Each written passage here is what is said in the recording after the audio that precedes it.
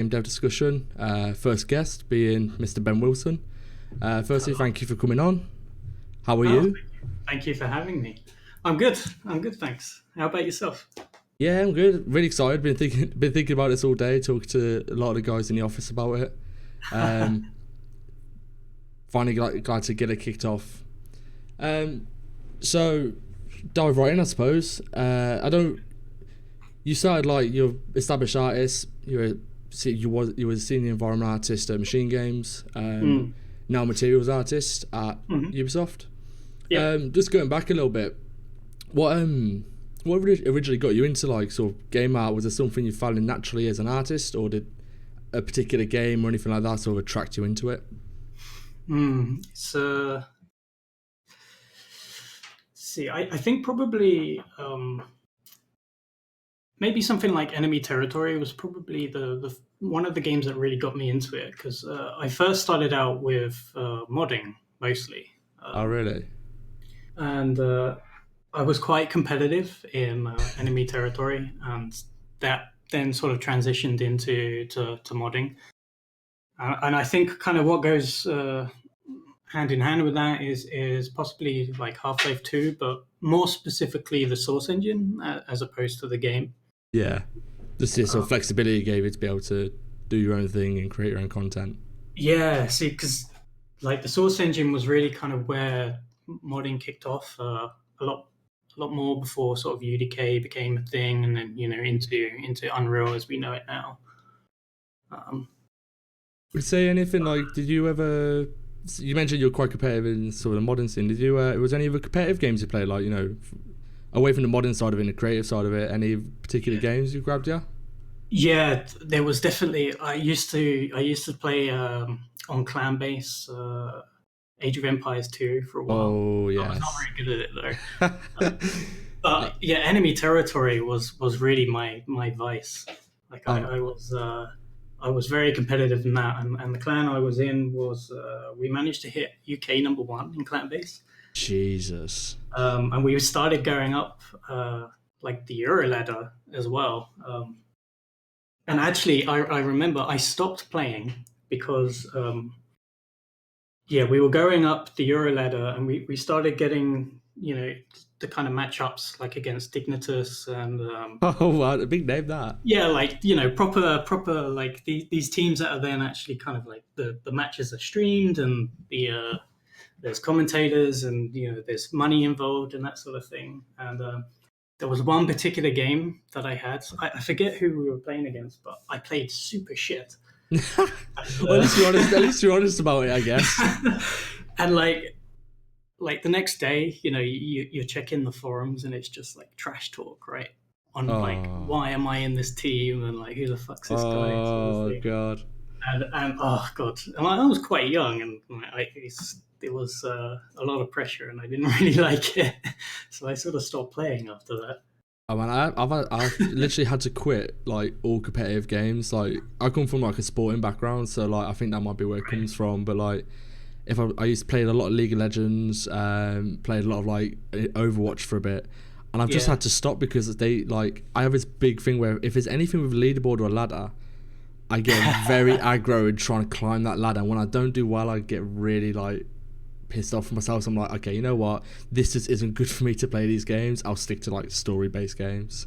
I play a lot of League of Legends right now, actually, Oh god, I like but I watching only it. play I only play ARAM because Really? the Summoner's Rift is just way too stressful.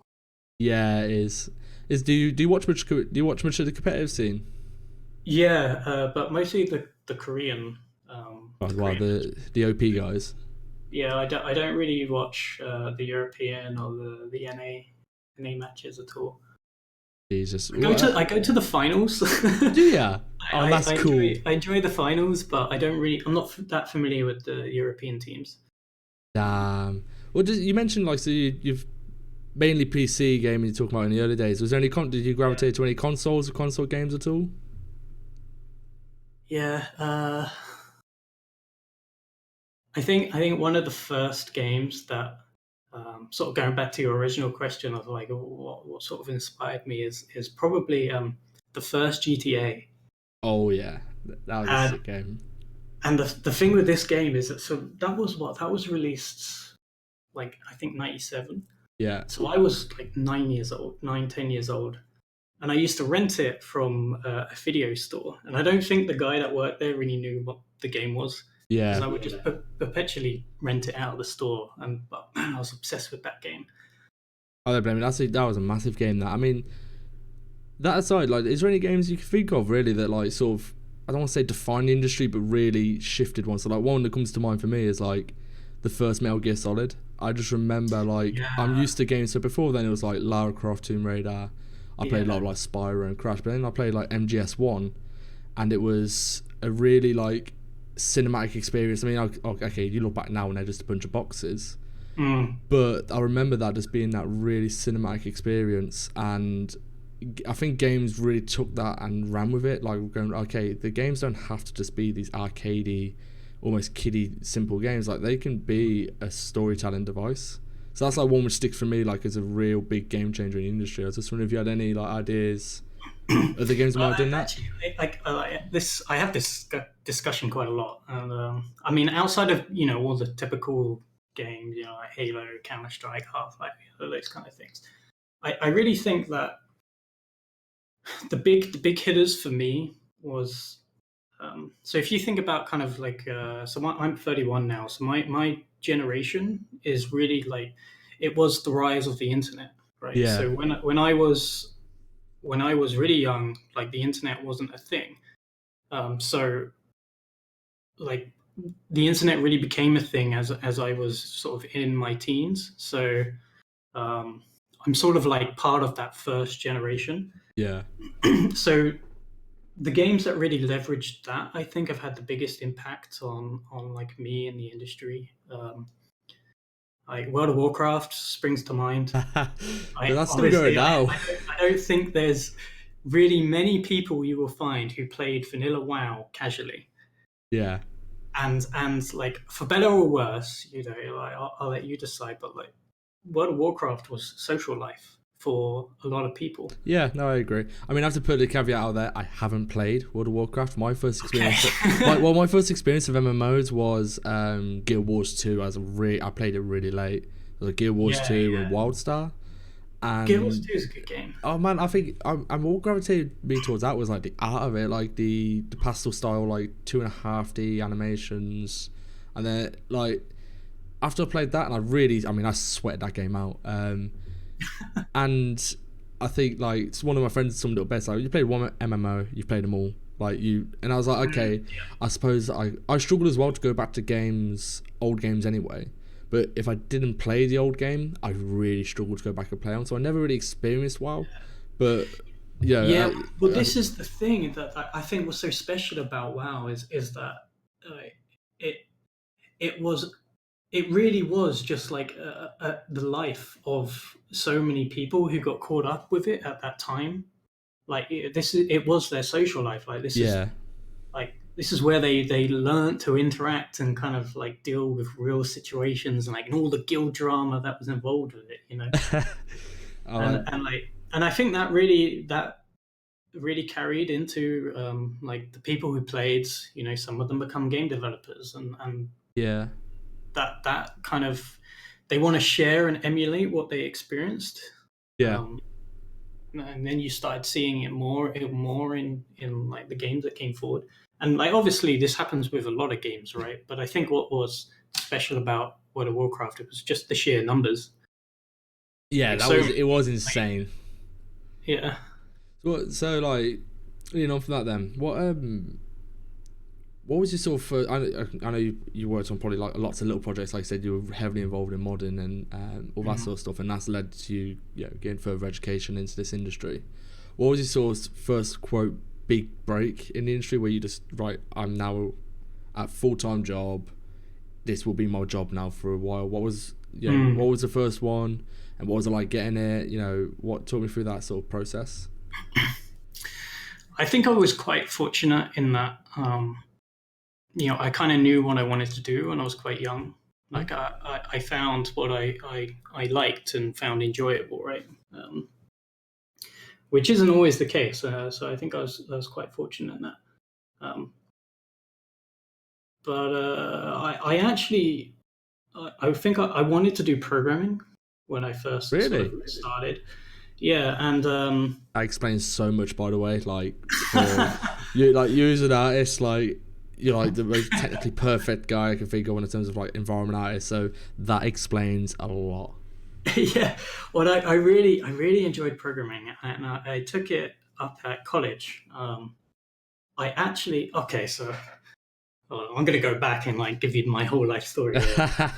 Um, when I was at school, because I was also always quite arty. Yeah. When I was in high school, um, I was refused to do art for my GCSEs. I'm not sure if like everyone has GCSEs, so I guess it's kind of Yeah, in the UK, it's like I think it's pretty standard. I think there's an equivalent across Europe as well. I think. okay, cool. But it's the kind of the grades that you would take when you're what like 13, is it 12, 13? I think it's between the age of like 13 to 15. I think that's like Okay, years 7 to 11, isn't it? so I wanted to do art, but they wouldn't let me take it because they said I wouldn't be able to keep up with the coursework. So Right. I think that really kind of killed it for me. I stopped sort of doing art in my free time and um, that sort of thing. But I was already at that point kind of, you know, I played a lot of video games. I knew that I liked it and I was dabbling in modding and such. So I went into programming uh, because it was like the next best thing. Yeah, I suppose. Yeah, yeah, Like you do quite a bit of it anyway when you're modding, just for sheer necessity. yeah. Uh, but I ended up dropping out of that because I didn't really like the teacher. Fair, Uh, fair. but the thing is I really enjoyed programming. So I kind of just stuck with the modding side of things, and I actually so when I was in college, I injured my neck and had to like stay home for nearly a year.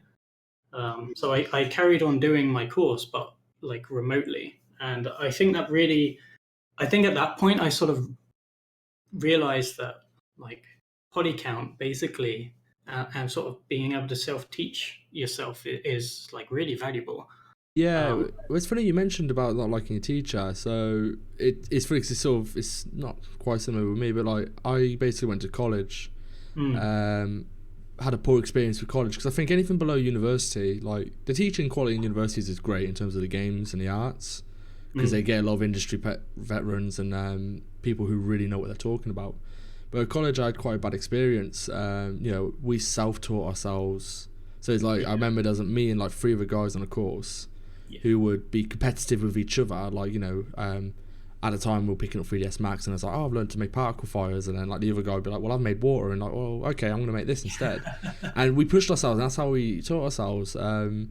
Because, you know, a lot of people on the course it was a game design course. So it was just like playing games all the time. Mm, And it was quite literally like that. You know, the teachers would have us like, just download COD 4 and we just all play COD 4 or Team Fortress, and it's like okay for me anyway, it was like I came here to learn. So from that I was like sort of disenfranchised from like education in terms of yeah. like learning it. I was like I didn't want to go to university. Got a job as you know in UI. Oh, Self-taught right. myself a Okay. lot of stuff, and I think it's interesting because I've know a few people who've gone through that route now where it's like the lower education bit of it, so below university, is really to sort of put them off that Yeah. sort of thing. Yeah. And then because there's so much resource, I mean, you're part of it yourself. You know, the likes of the Dynasty Empire and all the people who are there, and you know they're all Mm, industry people. They're really what give you the big kick on to sort of develop as an artist anyway. And that's what happened with me. You know, when I first joined that, um, I was a lot further behind than I am now, and it's only been through feedback from people like yourself, you know, Jeremy. They That's almost the better way, not better way to learn, but the more modern way to learn. Because it's one thing I've always sort of thought about for universities is you're learning a particular workflow or system that could mm, be redundant in 3 years. The software evolves so yeah. quick. Yeah. Um, Absolutely. it's kind of ridiculous, really. Like, you know, you think back like 4 years ago, 5 years ago, look at Substance Designer. That wasn't really the monster that it is now. Yeah, And I mean, like, like actually, I was gonna PBR ask you was barely a thing, right? exactly. Yeah, like, just out of curiosity, like, what got you into? I'm guessing it's going to be I'm guessing the answer is going to be something to do with the technical side. But what got you into substance designer? Because you're the reason that got me into substance designer. Because I tried it like 4 times, and I was like, this just ain't for me. No, I'm not feeling it. And it was a big stepping stone for me because my weakest point of my art skills is always texturing. Like, Yeah, I didn't really understand textures. I weren't a fan of them. I hated it. I preferred the sculpt and the modeling side. yeah. And then I saw your substance designer in 2017 with the emblems in the sand, and I was like, Mhm. holy shit, that's substance. Like, that really caught my eye and made me pick it up.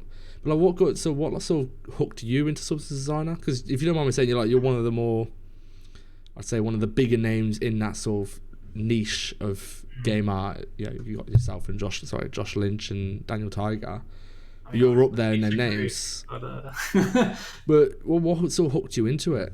um, I guess it is the fact that kind of it is like visual programming in a way, and it kind of scratches all the itches for me where it's very technical. There's a lot of problem solving, but you're still making art. Yeah. And yeah, I guess that's what I found very appealing. Like it felt very natural for me to pick it up, in just the way that the kind of the logical, the way you approach and think about problems was it felt Yeah, very very kind of natural for me, I suppose. Um, it was but interesting because yeah, they're showing the yeah, programmers that they say the same thing. Like the problem solving side of it. yeah, Like, that's when I yeah. showed a few of the programmers it. Like, because the last couple weeks, you post it on our station and all that sort of stuff, and they have it on my monitor. And I go, oh, what's that? And you explain it, and then you show it. They're like, at first they don't understand, but then you show them a graph, and they're like, you talk them through the flow, and they go, oh, holy shit, you're literally doing what sort of the type of Yeah, problem solving yeah. a programmer does. And I'm like, okay, yeah, I suppose you are. Like, and that was a real big, like, damn, I didn't even think of it in that way.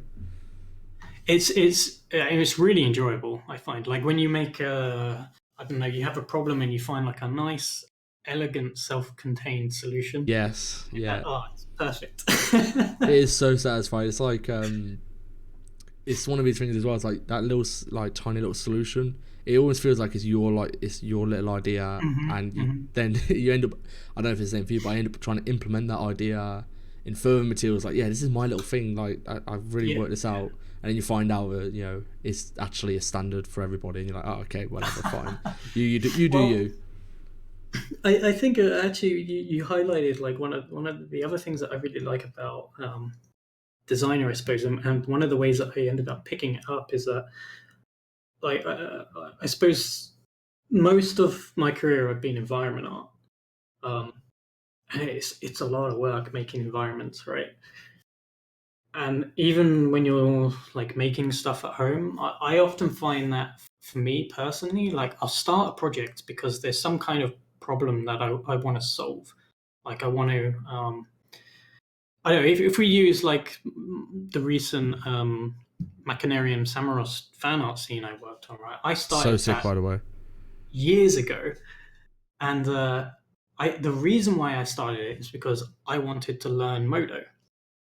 Oh, really? Um, so that was like the core thing, right? And then I got to the sort of a point in the project where I was quite comfortable with Modo. I sort of had the muscle memory down. I sort of knew where things were, and like for me, then the project's solved. Yeah, So yeah. I kind of lose interest.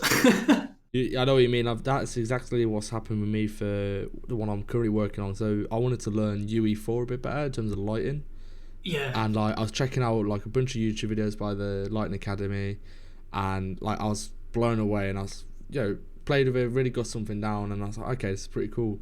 And then that sort of momentum you gain when you're learning, Yeah. you've got loads of momentum and you're really enjoying it. Once you Hmm. got it down and you just need to finish the project, it becomes a bit of a grind, and you're like, oh, you Yeah, know well, what, I'd that's rather jump on the exactly next it, thing. right? And what I found quite appealing about designer is that it's in short bursts. You can Yes. start and finish something in like a day or two. Yeah, I know exactly what you And, mean. I think that's kind of why I really kind of picked it up, just because it was fun. I was learning something and finishing something. Yeah, Um, self-contained little projects. yeah. Do you I find mean, I obviously love making environments, but it's a lot of commitment. it And is? yeah, Yeah, if we take the Samara scene for example, yeah, I started that years ago, and I think I worked on it for about 4 months, and yeah. then I didn't touch it again for 2 years.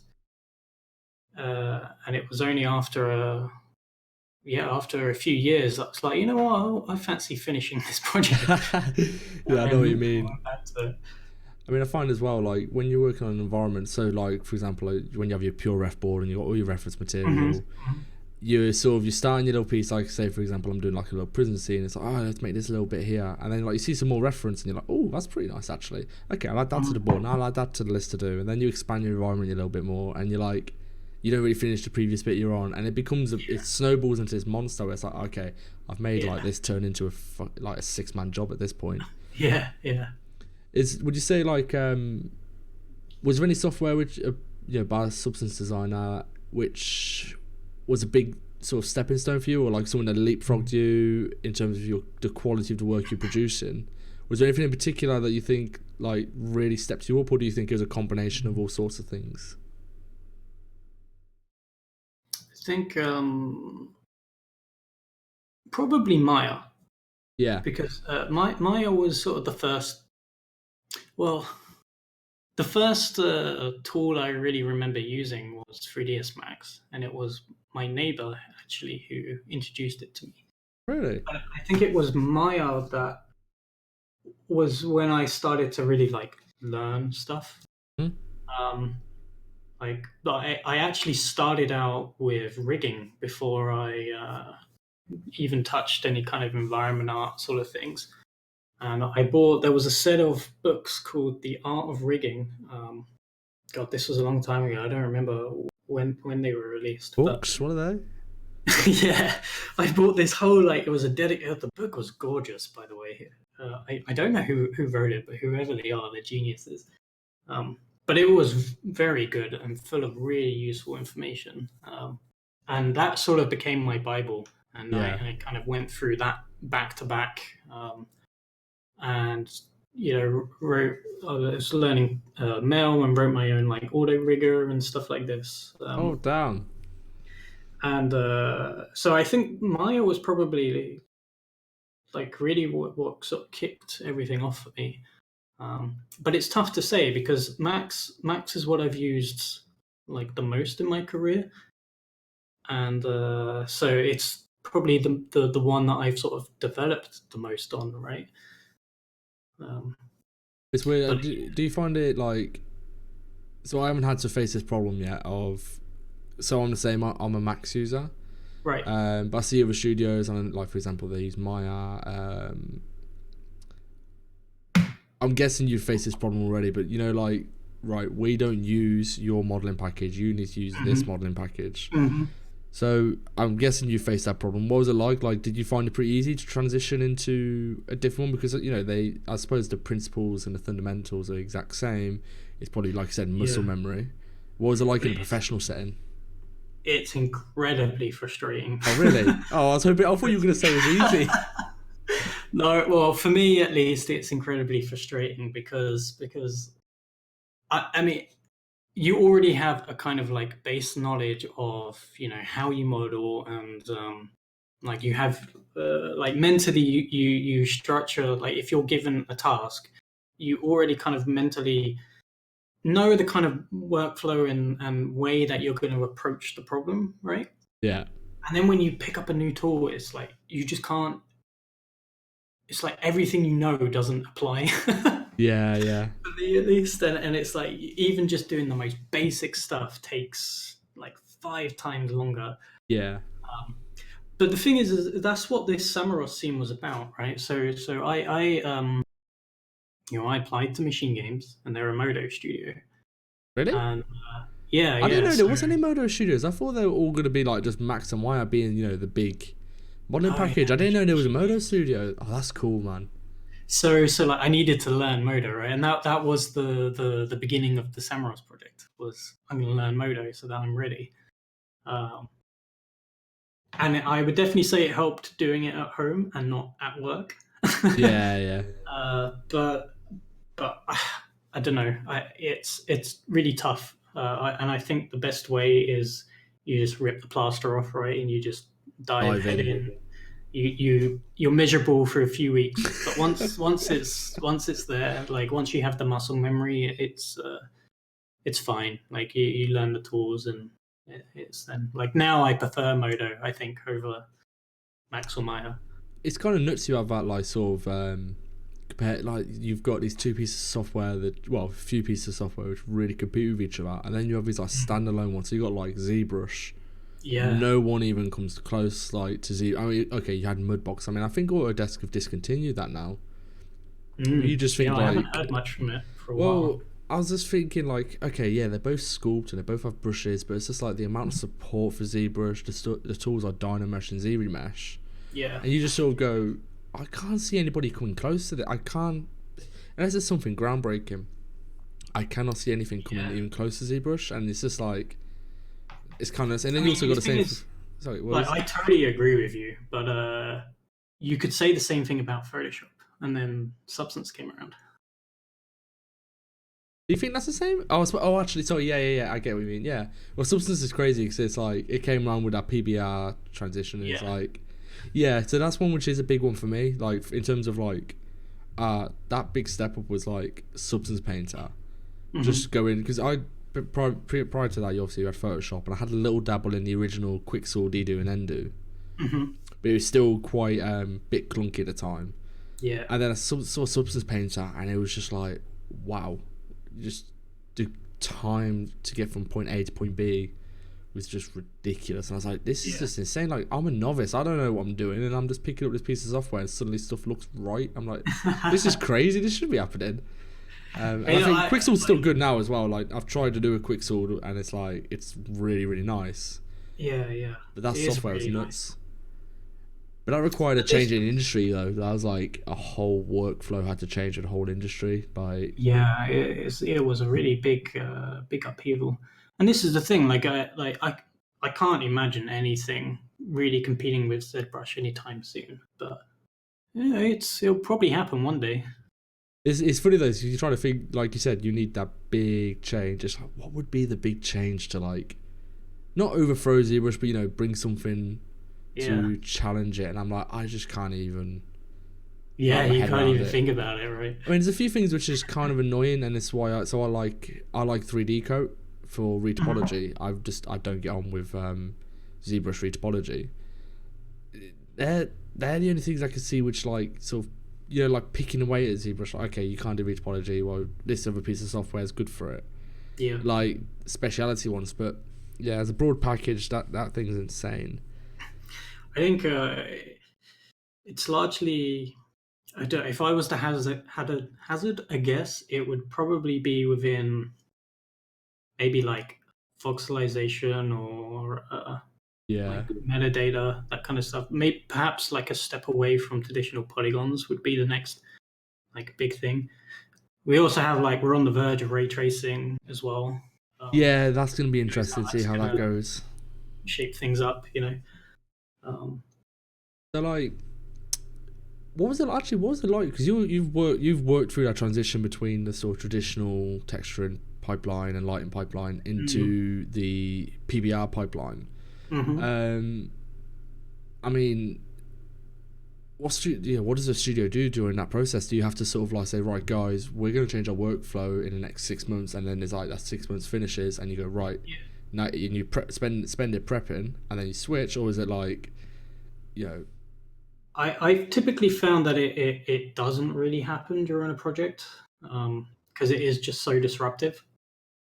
And how I do you prep think, for it? If you're in the middle of a project, like it must be hard to get like all the artists.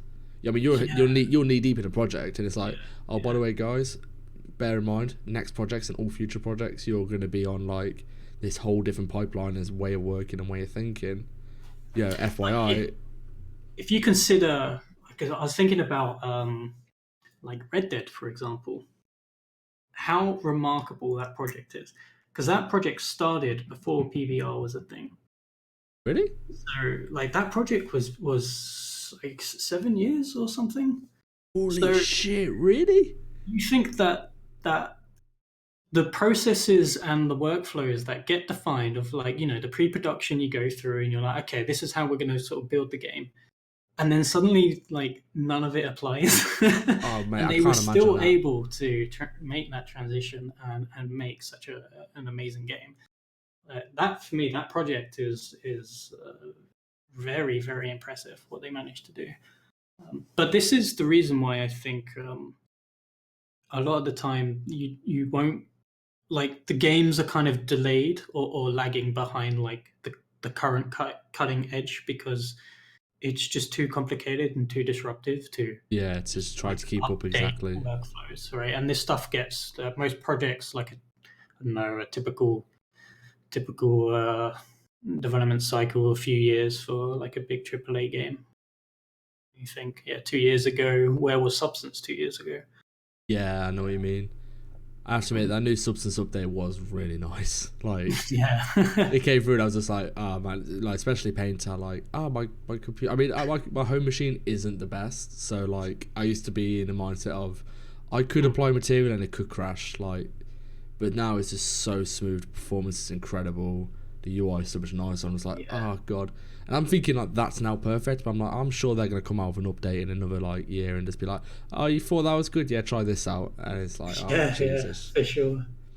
And the thing is that the studios that pick up these tools, they spend years, developing, I don't know, like scripts in the engine to kind of facilitate these tools, and so it's not so easy to just like switch, right? Yeah, Because like there's a whole then back ends that also would need to be switched, and then on top of that, like none of the artists would know how to use the tool. So then there's a whole kind of learning curve that everyone would need to go through. And I mean, you can't. I suppose you can't underestimate like sort of that the scripting side as a studio. So like in your GDC yeah, talk, when you were talking about like machine games and stuff, and some of the libraries you had for Substance yeah, and stuff, I was yeah. like, it didn't really click to me. Like, because obviously when you're in smaller studios or like you're doing personal projects, you just sort of start from scratch and everything.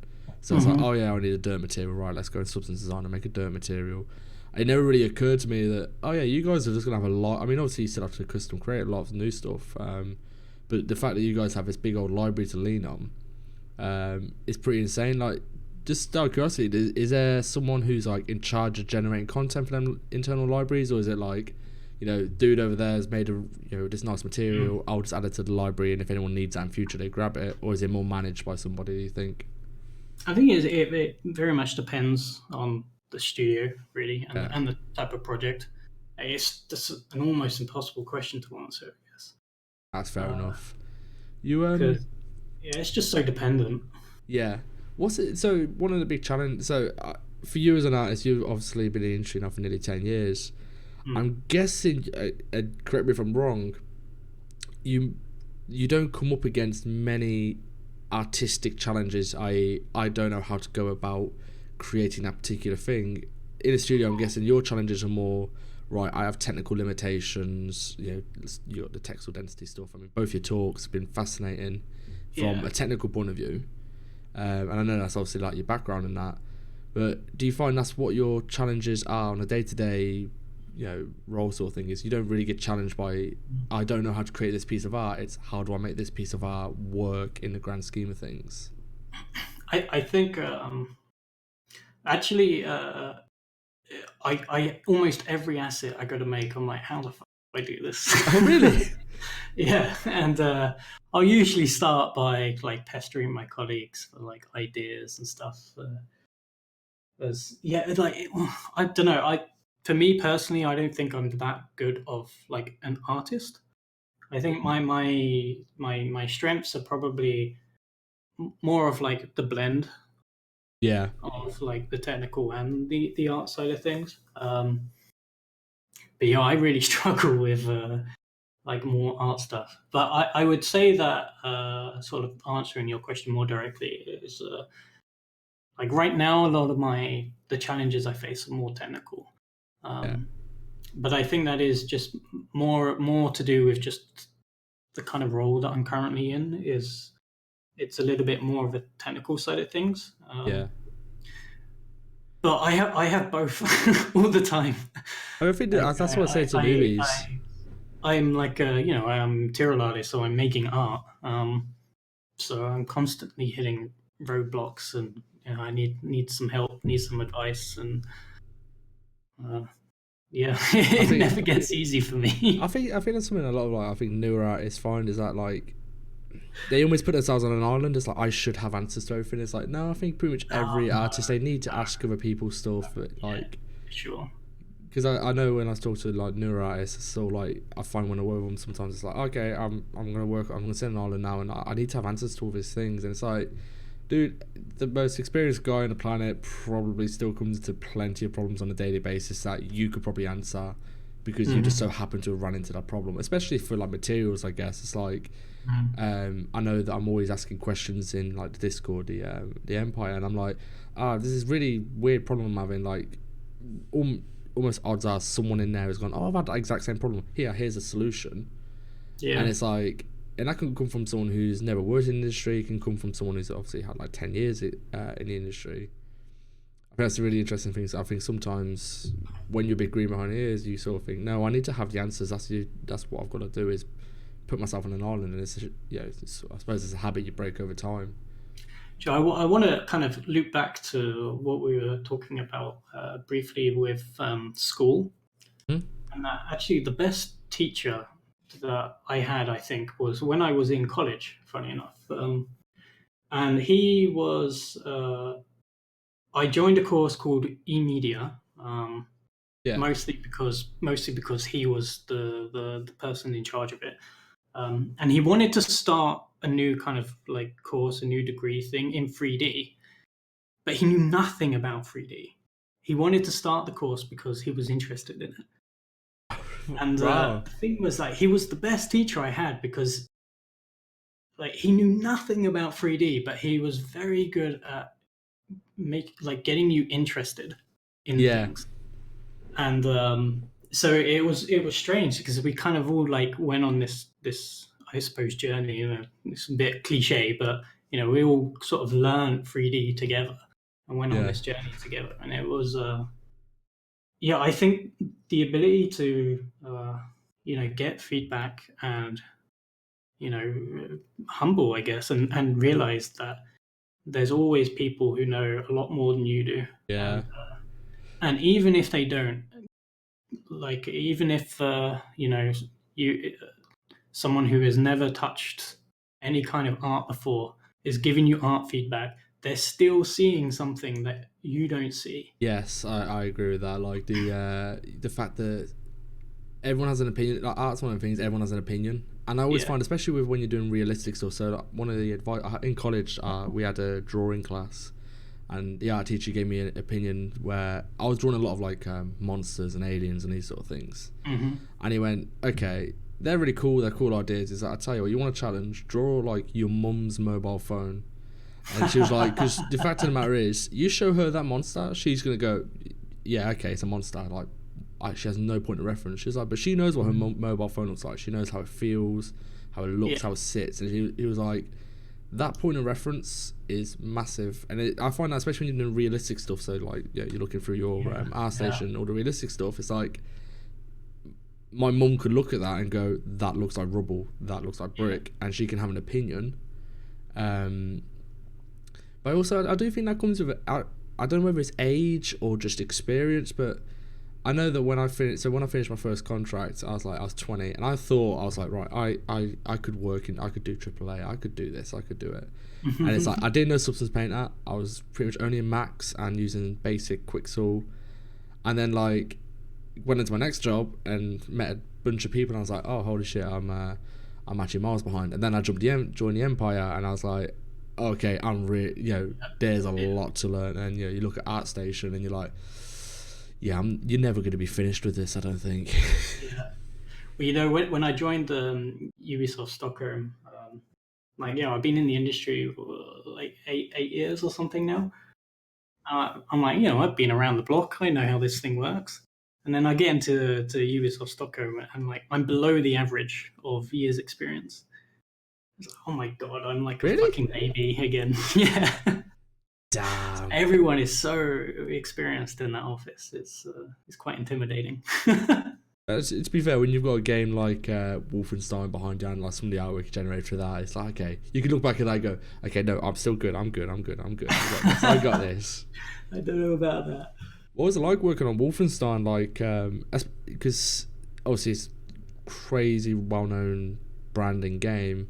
And by the way, it's like amazing job. I think the sequel did a lot of justice. Yeah, it was a very fun project. Yeah. Was there any bits of it which you were like, God, this is just such a headache to figure out or do? But I only really worked on one map primarily. Like I touched a few other like areas of the game, but it was primarily on the one map. And oh yeah, it was tough. It was really tough. It was a kind of like an art style that um, I hadn't really done before, and I found that very challenging. Um, but again, like it's there's so many people around you to back on and kind of help you out and support you. That Did you not think that maybe? I mean, it was just at a glance. Also, I know they have sort of nuances to them, but did you not think like the Wolfenstein art style, so that rubble thing you were going on with all the wood and all that sort of stuff? Did that not feel similar to when you were working on the Gears of War? That whole desaturated, rubble, grimy. Did it not feel the same? it did for sure. But yeah, I guess there's kind of like subtle differences in like everything was a lot more kind of twisted in a Yeah. way. Um, but yeah, there was a lot of similarities. But I love making that kind of stuff. So I have it's to admit, you do look through and you go like, so if you branch out like your art station, you're very very good at that sort of dystopian. when I Correct. was I recently gave a talk at 4C in Prague, and when I was preparing for that talk, I'm building the PowerPoint and such. Like I'm looking through the content, and I'm looking through. There's a section where I kind of like introduce myself and like who I am and such like that. I'm looking through the kind of work I've done, and I'm like, I think I mentioned this in the talk where I'm like, I kind of realized that I have a thing for sort of debris and rubble. But even you see, even your substance designer, like the material, the mirror and the Yeah. stones, I'm like, okay, that's broken up, cool. And then like you go one out It's of broken like cliff. I spend all day at work doing it, and then I get home and I continue doing it at home. Does it ever feel like work for you? Has Yeah, it? yeah, it does. I think I'd be lying if I said that it doesn't become a job. But I think so. I think sometimes that like I really love what I do, and I think a lot of the time like people need some perspective about like the games industry and really like what we do. There's a lot of money involved in the games industry. But Yeah. with that said, like my girlfriend's sister, for example, she's a doctor. Um, she does emergency rescue. So she's the one who gets called out, in the helicopter to like go pick people up when she meets people when they're at the worst point in their life. Yeah. And every time I like speak to her and I get to meet her, it's just like a slap in the face of reality.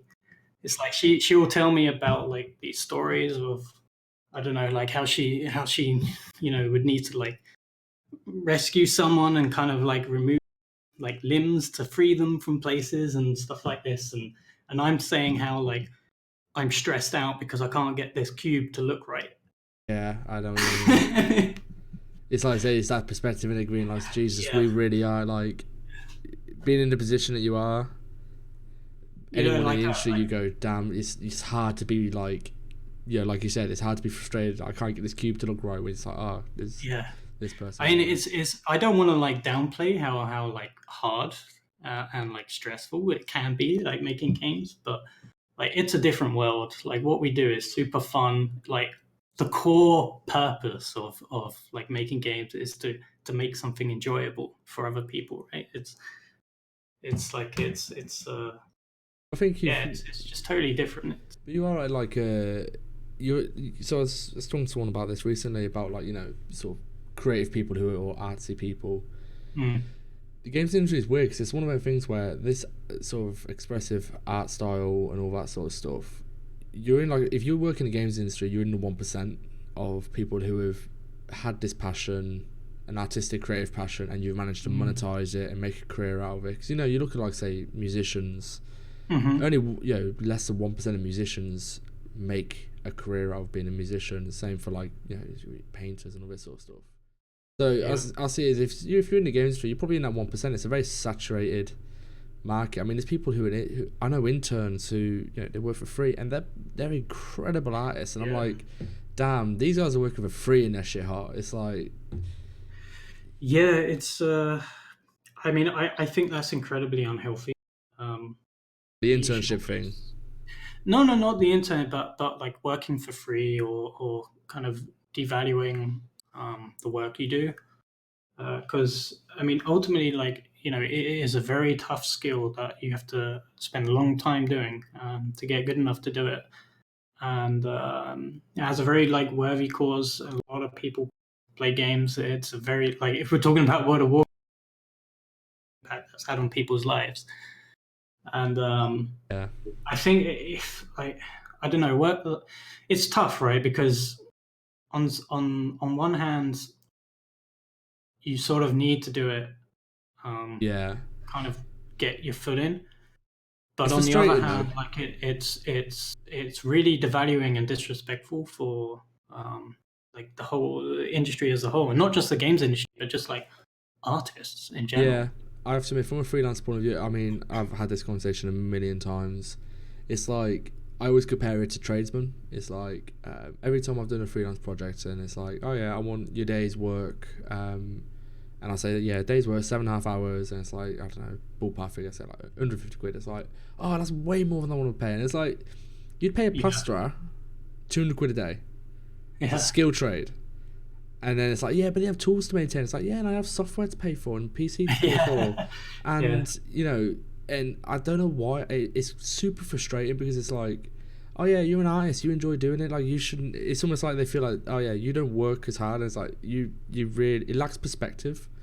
And I Mm, have to admit, in terms of the whole internship thing, I mean, I suppose I'm okay to say because I'm not really in I'm not going to get in trouble saying it, but it's like I really just don't agree with it as a principle. I mean, maybe okay, yeah, if there's some 17-year-old who is mm, still in school for work experience, yeah, great. You're exposing him or her to the industry, and then they can get a job in the future. But when you're taking people out of university who've paid their way, trained, they are now trades. They're skilled people, yeah, and you still hire them as an intern. I'm like, there's like Asda workers or supermarket workers who get paid more than an intern who spent years in university really honing their skill, mm, and they don't get rewarded for it. And I'm like, that's the only thing. I love the games industry. I love everything about it.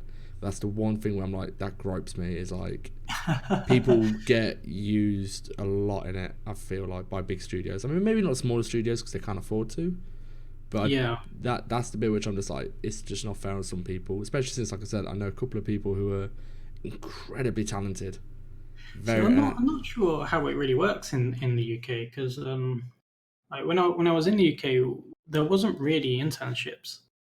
And there's a lot of internships in Sweden, but they're tied to the actual degree or the actual like education. And I don't know. There's like super positive here. The people like learn a lot and they usually get jobs at the end. In Sweden, at least, it's very healthy. I would just, I'd almost prefer it where it's just like, just do it like an apprenticeship instead. If you're gonna train somebody, Right. Yeah. um, don't, I think that's probably what the internships are closest to here yeah. is an apprenticeship. Yeah. It's good to know they're doing that. Then, like they're probably looking after them a bit more. It's from sort of, there might be horror stories to be fair, I'm I sure there suppose are. the people who tell you about them are probably the people who've been burnt by them. That's Mm. probably take it like a pinch of salt sort of thing. Um, so just moving on a little bit, like the for people who are getting in the industry, Hmm. as so again, I had we were talking about this the other day. It's like the roles of an environment. So you're an environment artist. You're that is like sort of your niche, your bread and butter. Hmm. Do you think the roles of an environment artist have probably changed compared to say like when you started to like now? Because like for me now, I'm thinking the environment artist has become a far more technical skill, and Yeah. also it's a bit of a broad term now. It's like Yeah. because you can't really be just an environment artist. Like you specialize. Like for you, for example, you got the technical skills down, and materials. But then I know environment artists who are not really environment artists. Are like they're lighting artists and they do a little bit of Hmm. environment, and then you got texture artists who do a little bit of environment. It's like it's a pretty broad term now. So Yeah. like, what sort Yeah. of skills do you see like as an environment artist are what are needed to sort of be just a staple environment artist at this point in 2019? There definitely seems to be an issue with semantics, where this environment artist is like a catch-all term for like anything environment, right? Yeah, yeah, But yeah, like again, I think it depends on the kind of project and the kind of studio. But I've certainly seen that there's like a lot of sort of subclassing, if you want to call it yeah. that, where like you'll have maybe people who I don't know, like world builders is probably a good term, where they're not Mm, necessarily authoring the content, but they're composing it together, and yeah, they're in the editor, for example, and like building the level. Um, but then on the flip side, you would have like sort of environment artists, content creators who are like actually building the modules and the final art and the textures and um, so I think it very much depends on the studio and the kind of project it is. But I don't know if I would say it's changed that much, at least over the few years I've been here. It's the tools have certainly changed, and like the way you're building stuff has certainly changed, but it's still the same like core things. Is there's always problems that need solving. It's always about like composition. yeah, Um, and like working with other people. Like these things are really the core, I suppose. And like the actual particular tool is really not that important. Um, I know that's kind of strange to say, given that no, no. my It's interesting right actually because now it's is it's what. largely related around substance designers specifically, Yeah, but really like things change so quickly. You'll join a studio and like they'll be using their own engine, they'll be using their own suite of tools. PBR is a thing now. Real time ray tracing is just around the corner. I'm interested to see what that does to the industry. To be honest, because it's the next potential shake-up, and I'm Yeah, I very think curious so. to see what happens. Just like I also, think you so. mentioned, like you said, like obviously it depends on the project. So just for an example point, the map you worked Hmm. on Wolfenstein, Hmm. you said yourself like you did like a lot of technical aspects of that sort of stuff. Hmm. How many artists? So I'm guessing you had like a group of environment artists, and you had a guy which was I say doing lighting, like I said, world Hmm. builder. How many of you would you say worked on that map then?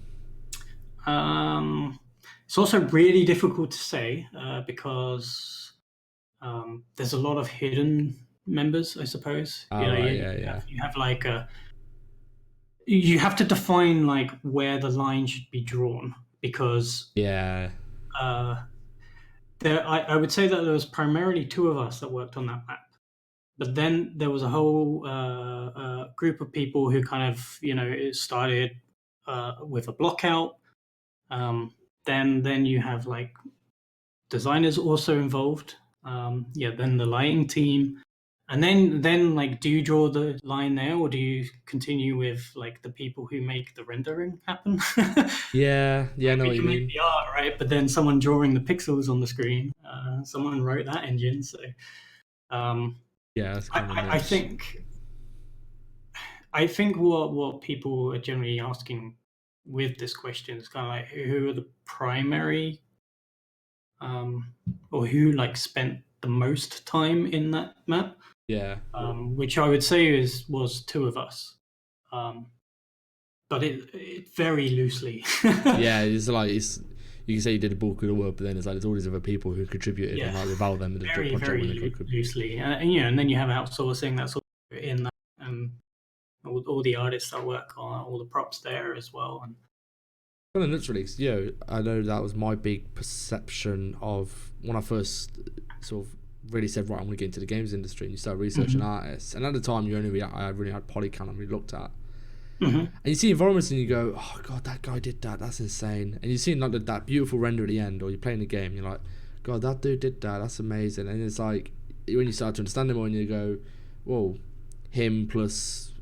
He's like I said, he did the bulk of the work, but you got all these other people supporting and Yeah, helping, yeah, and it's sort of you need that perspective. I think a lot of people who get into the industry early on, it's easy to look at the beautiful render and go, oh god, that I need to get to the stage where I can create that, and it's hmm not really like it's never a one man job. I mean, it's rarely going to be a one man job, and I know that's one of the big hurdles I faced getting into it. Was I look to yeah, them and I'll go, I need to do that on my own. It's like once you get to that stage where you're in a AAA studio, you don't have to do things on your own. You won't do things on your own. It's impossible. yeah, yeah, Um, exactly. Big thing.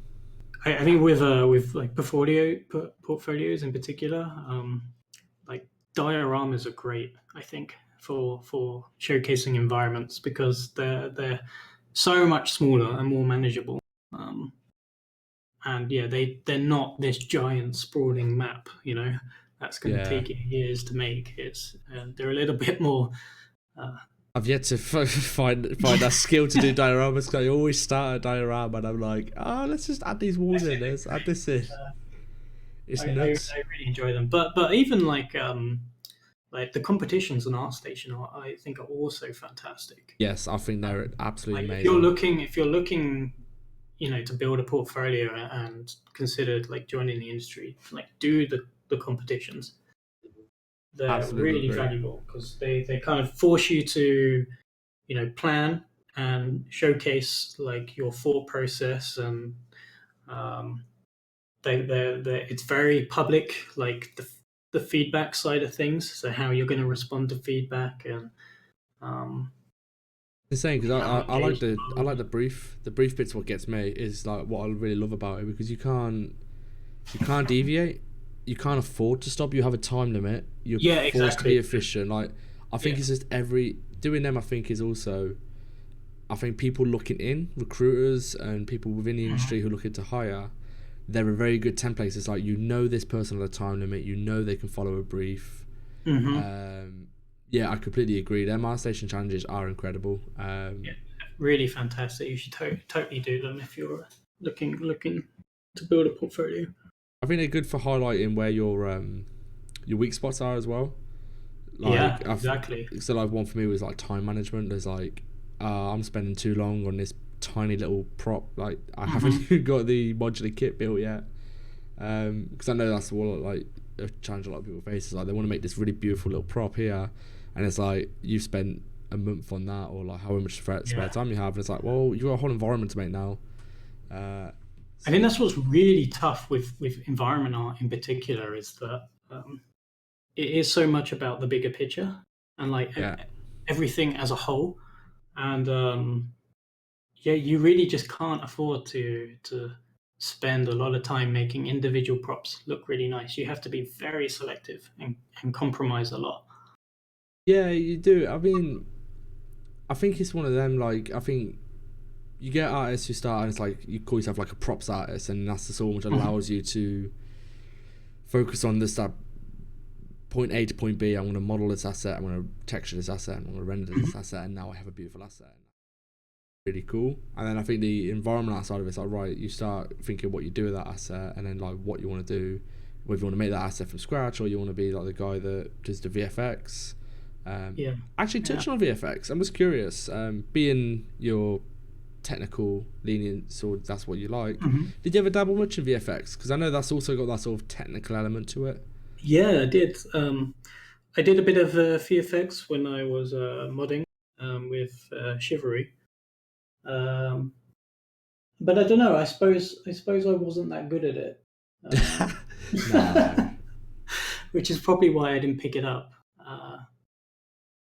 You think you ever would pick it up? Do you pick it up a bit more? Like, I'm interested in seeing. So there's a Mm. guy in the Discord, the Empire, Matty, and it's really interesting seeing what he's doing. Like, taking substance Oh designer and yeah, doing the yeah, VFX, and I'm like, I saw that and I was like, damn, that's clever. Like, that's a really interesting way of doing stuff. Because like for me, like VFX, I do all of mine in After Effects, yeah. and I saw that and I went, that's a really good way of doing it. I know substance designer very well. If I combine this with like, it opened up so many doors, and I was like, that could open up. Like I said, it'd be interesting, like, for you. I'm not saying telling you what to do or out, like, but I'll be fascinated to see what someone like you, one of the more adverse people in substance designer, see I what think you it's can do quite. with it. It's interesting. I think it's quite challenging with VFX in particular. Is there is relative to the other disciplines, there's a severe lack of like knowledge out there. Yes. Um, it's there's much less kind of tutorials and I don't know like free resources to learn from and such. I mean they do exist, but relative to the other disciplines, there's a lot less. So I think the bar of entry is a lot higher. Yeah. I think it demands a lot more of you to really learn. I think especially that high level because you look at like the like so you play a lot of League of Legends actually. Like you look at the VFX. I mean, I follow a couple of the VFX artists on there, and I'm like, Hmm. I mean, I'm blown away every time I see it. I'll just look at them and go, Jesus, that's insane. But you don't even know where to start. You look at it and you go, Yeah, yeah, I know, fuck, like, right? where did you get to that? Whereas you look at like sort of the substance design and stuff. I mean, you played a massive part in probably opening up substance design to people to learn. Like, I'm case in point for that. You know, it's weird that there isn't that resource really for it. 'Cause it's just as important a discipline as like all the other Yeah, things, yeah, texturing and modeling and stuff. It's kind of nuts that, like I said, that sort of high end understanding isn't there yet. mm, It's a shame, really. So it's one of them, I think you'd be a lot more expressive with VFX, it's with all the colours and all that sort of stuff, and it's mm. stylized and not stylized. But I Some think stuff you could do would be insane. what's I think one of the real plus points of the games industry in particular is that on the whole we are very open. Um, like if you think about like GDC and how much knowledge gets shared there, like with like competing companies, right? All of these competing with each other to stay afloat, make money, but we're all still willing to openly share like all our processes and what went wrong, what went right. And I think that's quite rare and not that common. No, Um, I think we're pretty privileged as a community of artists. yeah, Like I it's weird. It's not like that. 'Cause we are competitive because you are competing with the other guy applying for the job. Like, and you compete with other artists constantly. yeah, But it's like friendly competition. yeah, You'd more than you like yourself. You like you don't go all your knowledge for substance designer. You don't just go, oh no, this is my knowledge and I'm not gonna share it. You're putting it out there for the masses and I find people genuinely are excited to like help and yeah, share yeah. knowledge. It's nuts really exciting. So you look at other industries and you just think you just don't see that same what's the word reciprocity. Like Mm, you, it's kind of weird. I suppose it's also gamers have a very because I'm guessing the majority of the artists are gamers and the majority of gamers like it's a community thing. hmm. Um, Also like a lot of the studios you work at do have that sort of Google vibe to them where it's like you're one big family. Yeah. I mean, I know that all my very close friends I've had over the past like 2, 3, 4 years have all come from the studios I worked in, and I'm guessing that might be the same for you. You have a lot of like friends you've made over the years. Hmm. You stay in touch. You got common interests as well. You tend to be quite common thinking folk. I wonder if like how much of it is to do with this might sound stupid, but like lingo. If you think that the bar of entry of being able to have a conversation about development is really high. If you try and imagine, I don't know, like trying to describe to someone what a tangent space normal map is when they don't know what a vertex is, Yeah, yeah, yeah. it's like there's a certain level of like base knowledge you need to have to even be able to participate.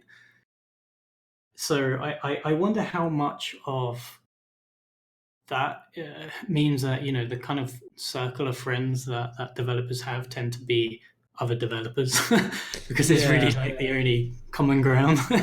No, you mean, yeah, because I suppose, like I said, I mean, I really struggle to explain. So, like, a lot of my rugby friends, they'll see me post on Facebook, like, my latest substance material, and they go, okay, so what's that then? Yeah. And they have no gaming knowledge, and it's like, it's nearly impossible to explain why Yeah, substance design is so cool. It's like, oh yeah, there's no polygons there. What's a polygon? Oh, okay. It's there's a certain like language involved, right? it's its own language in itself, isn't it? Like, but yeah, I do think that's probably something to do with it. Is you can only have that conversation with a very select few people. Yeah. But I suppose, I mean, we've been talking now for just over an hour. Yeah. Wow, that went quick. I know. This is the thing with these conversations. There's a guy, there's Lucas in Discord, and literally, we go into the voice chat and we'll sit just talking about ideas. And there was one night we started talking about 9 o'clock, 9:30, and my girlfriend came into the office at like 1:30, 2ish. Like, what the hell are you doing? You got to be up in 3 hours for work. And I'm like, oh god, yeah. When you get into the flow, it goes pretty quick. Yeah. I just want to finish on one thing. If you had to, and I'm going to put you on the spot here, I'm afraid. If you had to give a 18-year-old looking to get into the industry as an environment artist, and I know we said that's a pretty broad term, one skill and one piece of software you'd say, you know what, this will set you off on a long way of getting into the industry, what would it be? And I'm sorry, I know that's probably putting you on the spot, and there's a million answers you could probably give. But I think if you wanted to be as specific as like a particular software, I would definitely say Houdini.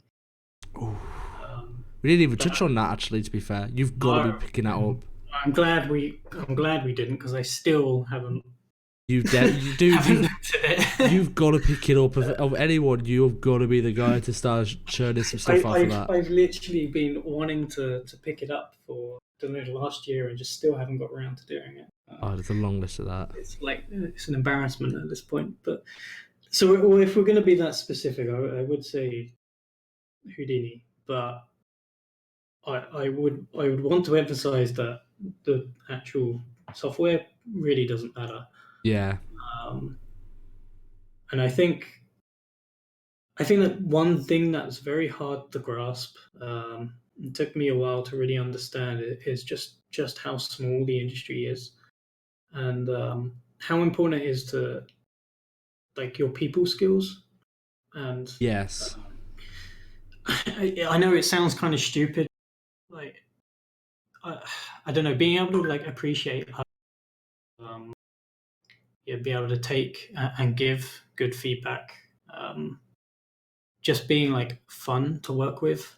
Yeah, it's vastly more important than your actual skill level. And how good you are as an artist really doesn't matter if you're a complete arsehole. No, I completely agree. I think the ability to be able to, like you said, receive feedback and not, get precious over the work and get upset. I think that's one of the skills, it can really make or break a career. You could be the best artist in the world, but like you said, if you're an arsehole to work with, you're not going to be sticking around. Especially since it's quite I an know incestuous that's kind of industry. hard to like quantify. Like, well, how do I do that? But I think it's stuff like engaging with communities, and like if I were to give an example, for example, when I finished that Samuro scene and I was going to Prague, I just sent a message on Facebook to Amanita Design directly, and I was like, I don't know if you've seen this, but I made some fan art, and I'm going to be in Prague. I'd really like to go for a beer.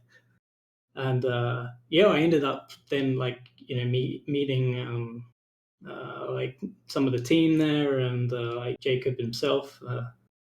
That is insane. Like, that was really awesome. It was kind of strange. I'm surprised they said yes. That's some like weird fanboy. Well, to be fair, it's not like it's just anybody, like, because that art is pretty kick-ass. I just randomly messaged you. But it's interesting actually, coming back to what you were saying. Like, it is quite an incestuous industry. Like, Yeah, you, it is. one of the big bits of advice I give to people is never burn bridges, because that person can end up being the one hiring you in like 2 years time, 3 years time, 4 years time. I mean, luckily, from my experience, almost everyone in the industry is super nice. Like we're all here for sort of the same reason, you know. So, For the most part, yeah, I agree. I wouldn't say it's like difficult to get along with people because everyone is super nice. I think But getting along yeah, isn't it's necessarily the hard really bit. important. I think it's the critique bit, being able to work. It's the working with people. I think is the hard bit. Not necessarily being a nice person. Everyone has the capacity to probably be a nice person. But I do agree on that. That it is probably the most important. But yeah, so we were talking about hour 10 now. So I've got to say, dude, I really appreciate you taking the time to come and talk to me. I really hope. I think this will help a lot of people. That is the idea behind the whole stream. Is people, new people to the industry, really getting something out of it. I suppose just to give a heads up to anybody else. The next stream be next Wednesday. It'll be Tim Simpson. It'll be slightly later, be at 10:30 because of the time difference. But Ben Wilson, dude, you've been a pleasure. You've been great to talk to, and I reckon we could talk for another 2 hours quite easily. Yeah, we have to do this again. Definitely. I want it to end. But sayonara, everyone. Take care. Goodbye. Have a good evening. Thanks, guys.